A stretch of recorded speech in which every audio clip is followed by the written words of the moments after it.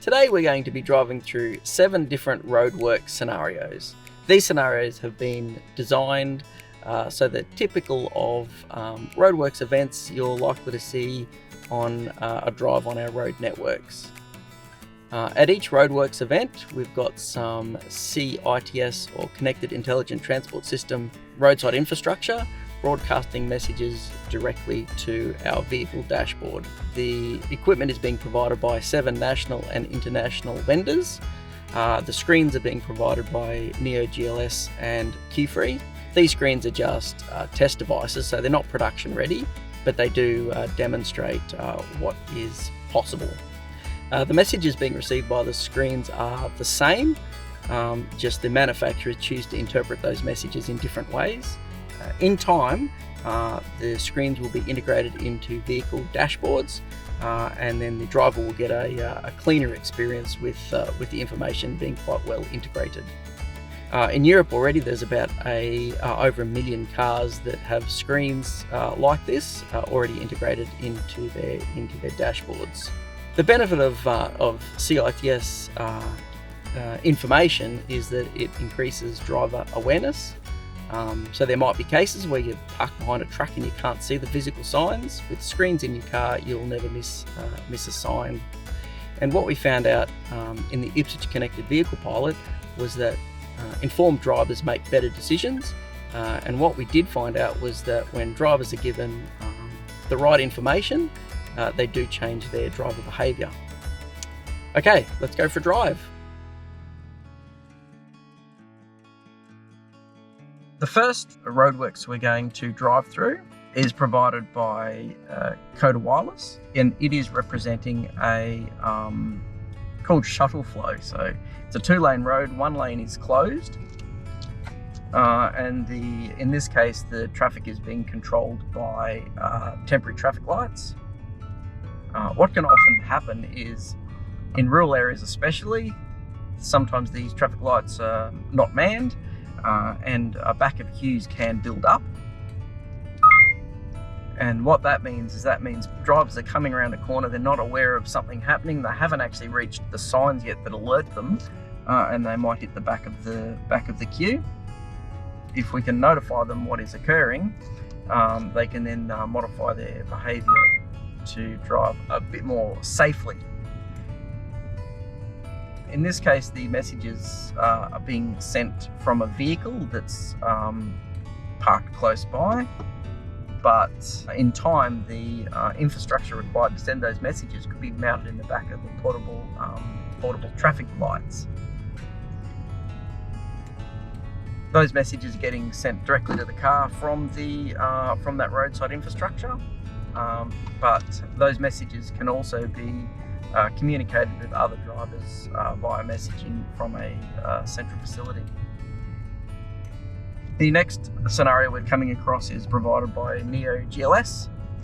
NeoGLS have a mobile Roadworks setup, and that's just come up on the screen. That message is once again getting sent directly from the vehicle, and we're receiving a message in the vehicle that shows us exactly how far away that Roadworks event is, and it is actually based on the position of that truck right there.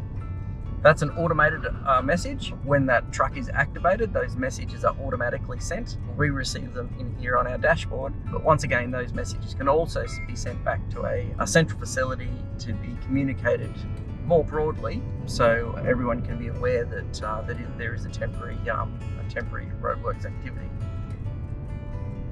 The next scenario we'll come across is a scenario of a fallen tree. We have road workers on the side of the road. They're not disrupting the flow of traffic, but at the same time, drivers need to be alert to the fact that there's people on the road. The signage on these may not be great because they're temporary, they're often unplanned, and they're fast, so consider a storm cleanup. We've received a message saying that there's people working on the side of the road, and then we can adjust our driving behaviour to account for that. Up ahead, we've got a mobile line marking activity. Now, these don't have any other signs other than the variable message board on the back of in this case, on the back of a bump truck. We have a lane closed, so we're okay to continue in this lane. That message is getting sent directly from that truck. Again, those messages can be automated, so once that truck is activated, those messages are then passed to passing motorists and also sent back to our central facility. That equipment's provided by J1 LED. As we go up the hill, we're heading towards a lane closure. So this is us merging from the left lane across to the right lane. This technology is provided by Capsh. It's mounted on a vehicle at this point. Messages can be sent directly from that to the vehicle, like in this case. And again, that can be also communicated back to a central facility to be given to everybody. As we come around this corner, we'll come across a shoulder closed event. This one's provided by Comsignia.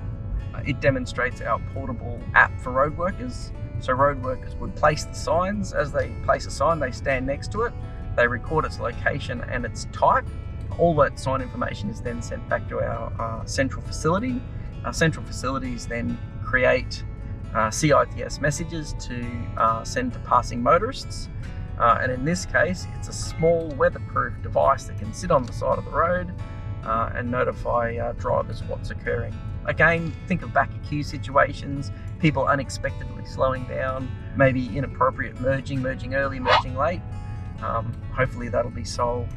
We're just driving through a set of traffic lights. This isn't a Roadworks one. This is a different use case, which is just a red light warning. So on this occasion, we've been notified that the light is red. In Ipswich, we had a similar one, which was an advanced red light warning.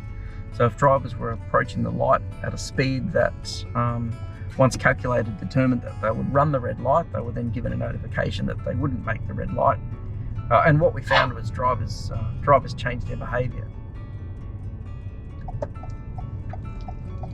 Okay, we've got one use case left, and it is a more detailed one. It's a road closed with a detour. This site is provided by Sage. They have a variable message board, and the information on that variable message board is communicated to us. We now have the warning on the screen. Again, we've received that message well before we've arrived at the Roadworks, so we're well prepared by the time we get here because we have that in-car information.